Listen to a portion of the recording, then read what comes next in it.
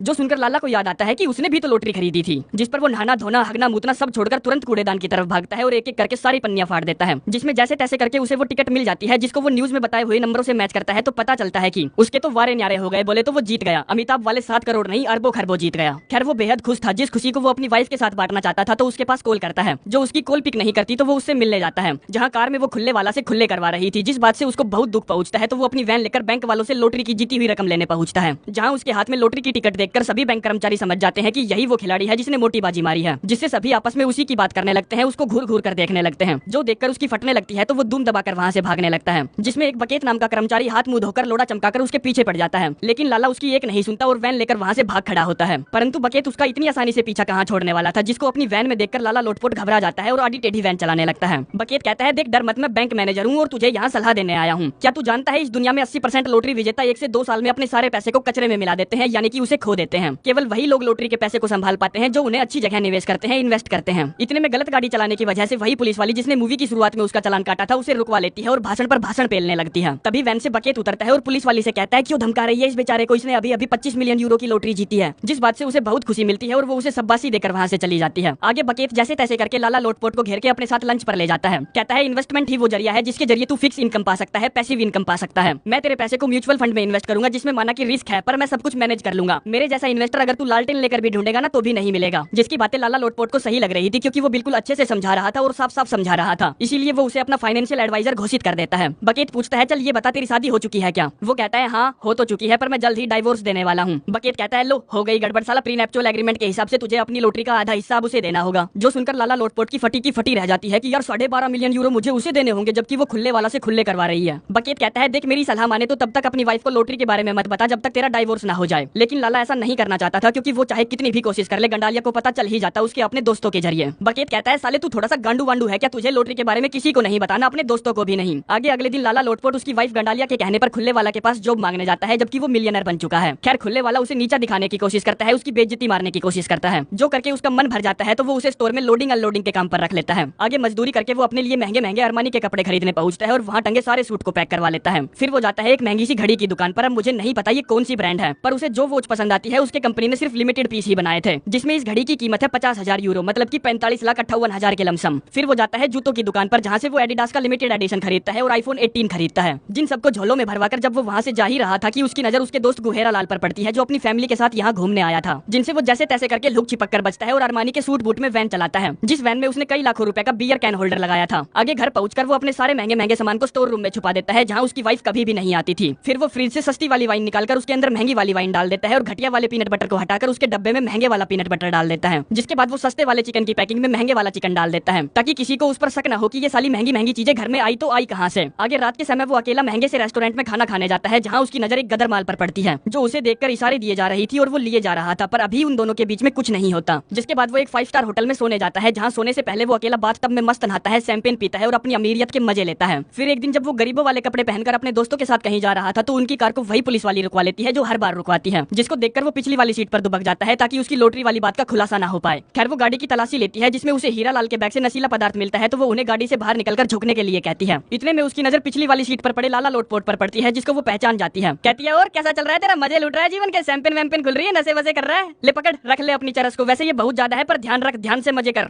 जो बोलकर वो वहाँ से चली जाती है। अब ये सब देखकर उसके दोस्तों के होश उड़े पड़े थे कि ये साला हुआ तो हुआ क्या। आगे वो फिर से वही 5 सितारा होटल में डिनर वगैरह करता है और मस्त सोकर सुबह लेट उठता है। फिर वो अच्छे से महंगे कपड़े पहनकर बन ठनकर तैयार होकर अपनी नई खरीदी मर्सिडीज से काम पर जाने के लिए निकलता है, लेकिन तभी उसे याद आता है कि वो ये महंगे कपड़े पहनकर वहाँ नहीं जा सकता, जिसमें वो वहाँ झाड़ू मारने वाले से अपने अरमानी के कपड़ों को उसके कपड़ों के साथ बदली करता है। रास्ते में ड्राइवर गाड़ी को डीजल डलवाने के लिए हीरा लाल के पेट्रोल पंप पर रोक देता है, जहाँ हीरा लाल को देखकर उसकी भयंकर वाली फट जाती है, पर शुक्र है काली फिल्म बनाने वाले का कि उसको अंदर का लाला लोटपोट नहीं दिखता। आगे वो देरी से सुपर स्टोर पहुंचता है जहाँ उसकी बीवी पूछती है, कल रात तू कहाँ था बे, जिसमें उसकी गलती से जुबान टूट जाती है कि वो 5 सितारा होटल में सो रहा था, जिस बात को वो एक कान से सुनकर दूसरे कान से निकाल देती है। कहती है, देख अगर तुझे अपनी वैन में सोना है ना तो कम से कम तू मुझे बता दिया कर। आगे रात में वो फिर से वही अमीरों वाली जिंदगी जीता है जिसमें उसके दोस्त उसको फोन करके अपने अड्डे पर बुलाते हैं, पर इस समय वो गरीबों वाली जिंदगी जीने के बिल्कुल भी मूड में नहीं था, इसलिए मना कर देता है। जिसके बाद वो अगले दिन बकेत के साथ बंदरगाह पर जाता है एक बोट खरीदने, जो बोट उसी आदमी की थी जिसने मूवी की शुरुआत में उससे बोट का टट्टी से भरा हुआ खड्डा खाली करवाया था, जो उसे देखकर चौंक जाता है। लाला लोटपोट उसकी बोट को 5 लाख यूरो में खरीदता है, लेकिन चेक उसके हाथ में देने से पहले उससे वो बोट की टट्टी साफ करवाता है, जिसके बाद वो कपड़े बदलकर शॉपिंग करने जाता है। लेकिन तभी वहाँ उसके दोस्त आ जाते हैं, जिनको देखकर उसे छुपना पड़ता है, पर वहाँ छुपने की इतनी कुछ खास जगह नहीं थी, इसीलिए वो उनके सामने आ जाता है, जो उससे पूछते हैं ये अरमानी के कपड़े हैं ना, तुझे कहाँ से मिले? वो कहता है कुछ नहीं यार, मुझे नई जॉब मिली है जिसमें मुझे कपड़ों की फिटिंग वगैरह, सिलाई वगैरह की मजबूती चेक करने के लिए कपड़े पहनकर देखने पड़ते हैं। दोस्त कहते हैं हाँ वो तो ठीक है, पर अरमानी के यार। जिस पर वो बात घुमाने के लिए उनसे उनका हालचाल पूछता है, लेकिन वो उससे नाराज थे क्योंकि वो काफी दिनों से उनके साथ गोलीबाजी कर रहा था, उनके साथ टाइम नहीं बिता रहा था। रात के समय वो वही महंगे से रेस्टोरेंट में ठूस ठूस कर खाना खाता है और अपनी मर्सिडीज से घर जाता है, जहाँ अंदर जाने से पहले वो अपना गरीबों वाला भेष धारण करता है और देखता है कि आज घर पर गंडालिया के माता पिता आए हैं, जिनको गंडालिया ने पहले से ही झूठ बोल रखा था कि उनके बीच में सब कुछ मस्त चकाचक सरसों का तेल लगाकर बढ़िया वाला चल रहा है। गंडालिया सभी को वाइन सर्व करती है, जिस बोतल को देखकर लाला पहचान जाता है कि इसमें तो मैंने महंगी वाली वाइन डाल रखी है। कहता है मेरी जान तू ये क्या सस्ती वाली वाइन पिला रही है मेरे सासू ससुर को, जा दूसरी वाली बोतल लेकर आ। इतने में बूढ़ा उसकी एक घूंट मार लेता है और कहता है अरे बाप रे ये क्या पिला दिया, कहाँ से मिली तुम्हें ये वाइन? गंडालिया कहती है अबे बूढ़ा तुझे कुछ पता तो है नहीं, ऐसे ही धनाधन मार रहा है। 2 यूरो की खरीदी थी हमने ये बोतल सुपर स्टोर से, इसलिए कि इससे सस्ता वहाँ कुछ भी नहीं था। बूढ़ा कहता है ना ना ना ना ना ना, ये बहुत महंगी वाइन है, इसका टेस्ट बिल्कुल वैसा है जैसे मैंने आज से कई साल पहले अमीरों की महंगी पार्टी में टेस्ट किया था। इतने में सासू माँ कहती है बेटा तू कुछ खा नहीं रहा, खा ले यार, मैंने तेरे लिए गवार की फलियां बनाई है। जिस पर वो पूरा जोर लगाकर चम्मच उठाता है और जबरदस्ती मुंह में ठूसता है। कहता है एकदम मस्त बन रखी है, रोज मेरे लिए गवार की फलियां बनाया करो। बूढ़ा कहता है तुझे इतनी अच्छी लगी है तो और खाना, मना किसने किया है? जिस पर वो फटाफट बाथरूम में जाता है और धनाधन उल्टी करता है, जिससे उनको लगता है कि यार गवार की फलियां इतनी बेकार तो नहीं बनी थी। खैर वो उल्टी करके वापस अपनी सीट पर आकर बैठता है और बूढ़ा उसे कहता है चल इसमें सस्ती वाली थोड़ी सी वाइन डाल। तभी बूढ़े की नजर उसकी महंगी घड़ी पर पड़ती है, जिसको वो फटाक से अपनी बाजू के नीचे छुपा लेता है। कहता है ये मैंने चाइना टाउन से खरीदी थी। बूढ़ा कहता है हाँ वो तो ठीक है, पर मुझे देखने तो दे।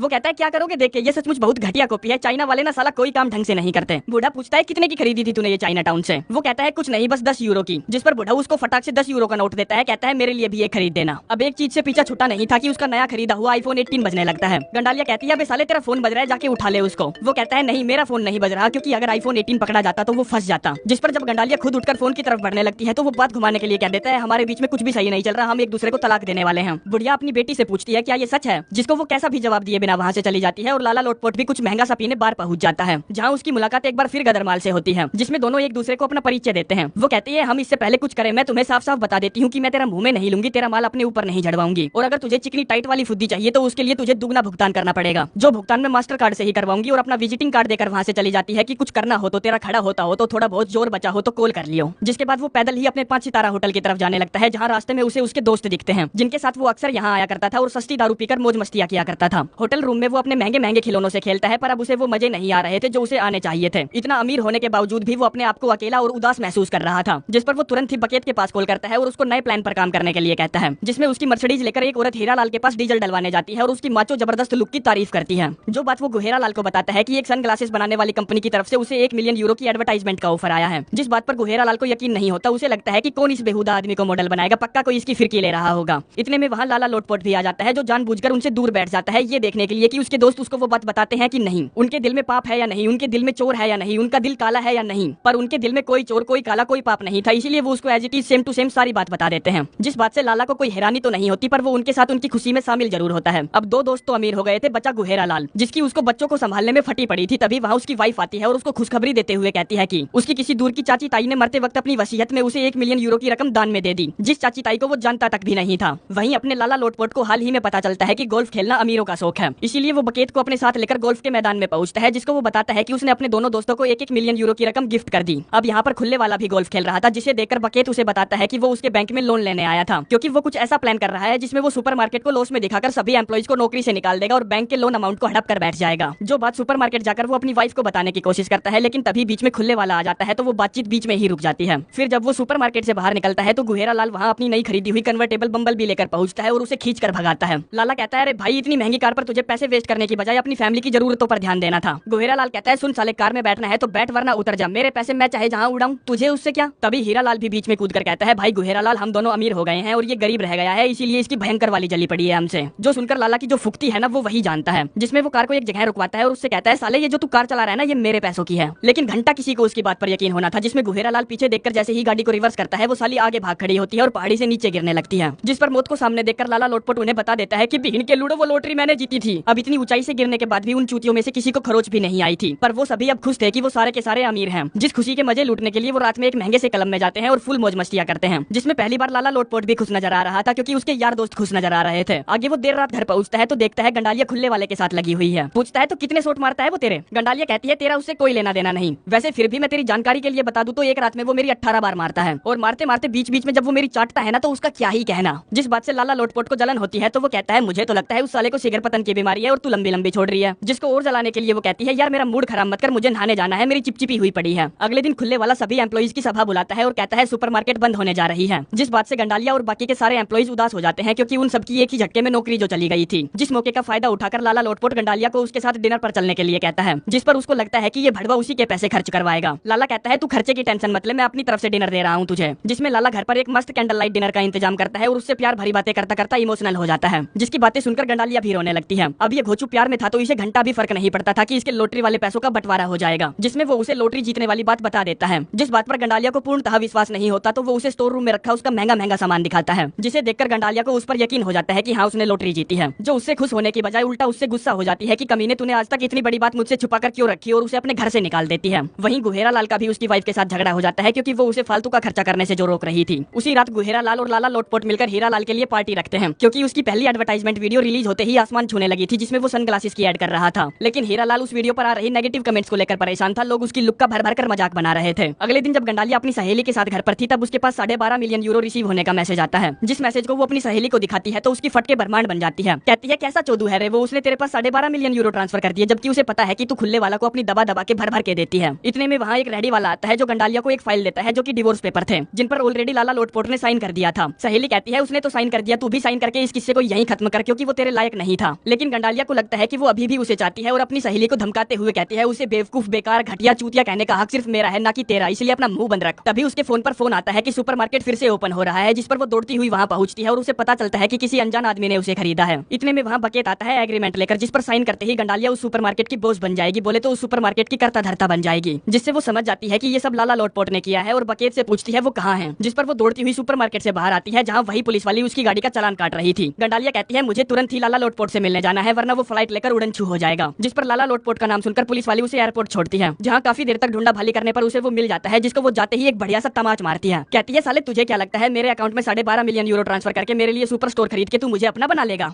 तो हाँ तू सही था, मैं तेरी बन गई, और उसे गले से लगा लेती है साली गोल्ड डिगर। आगे 1 साल बीत जाता है जहाँ एक फंक्शन में सारे यार दोस्त मौजूद थे जिसमें एडवर्टाइजमेंट की वजह से हीरा लाल के अब 2 मिलियन सब्सक्राइबर हो चुके थे। गुहेरा लाल अपनी वाइफ के साथ तीसरा बच्चा पैदा करने वाला था और लाला लोटपोट का सब कुछ सही चल रहा था। तभी वहाँ खुले वाला आता है जो कि कॉलेज के दिनों जितना मोटा हो गया था, जिसके साथ ही ये कहानी यहीं पर समाप्त हो जाती है।